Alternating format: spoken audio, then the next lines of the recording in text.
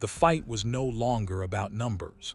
It had become something else entirely, a test of control, of awareness, of who truly understood the nature of combat.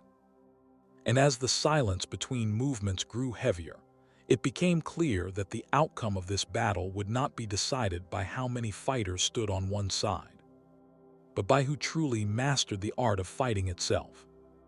The night air was thick with heat, dust, and tension, as the narrow streets buzzed with whispers of an underground fight that was about to take place.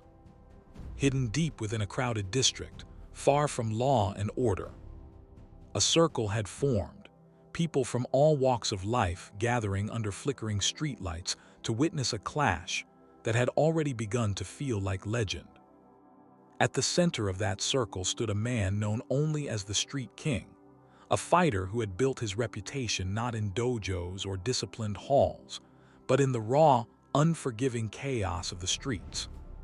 His body carried the marks of countless battles, his knuckles scarred, his stance unrefined but dangerous, shaped by survival rather than tradition.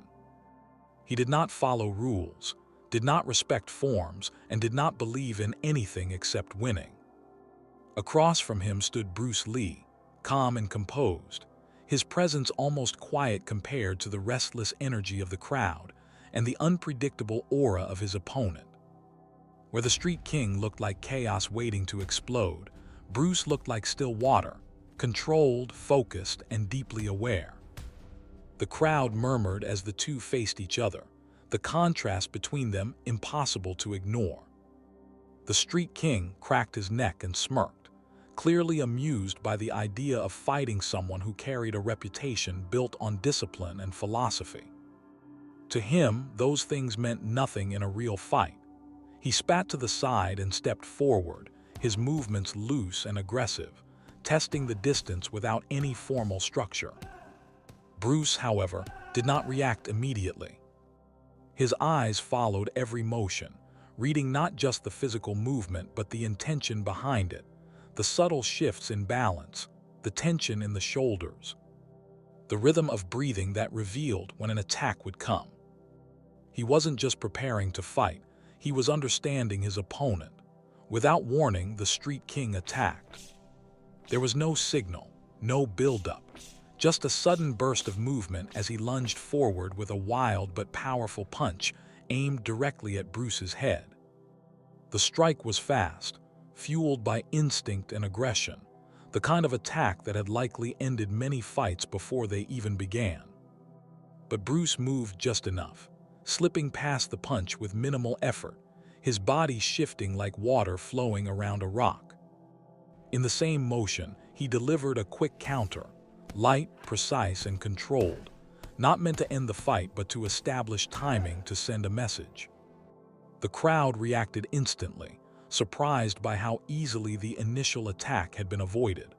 The Street King grinned, but there was a flicker of something else now: interest. He circled again, this time faster, throwing a combination of punches and low kicks, each strike unpredictable, lacking form but full of intent. This was his strength: chaos. He didn't fight by rules, which made him difficult to read for anyone trained in structured techniques. But Bruce was not limited by structure. He adapted in real time, his movements fluid, intercepting attacks, redirecting energy, never staying in one place long enough to be trapped. It became a dance of unpredictability against adaptability, where every exchange revealed more about both fighters.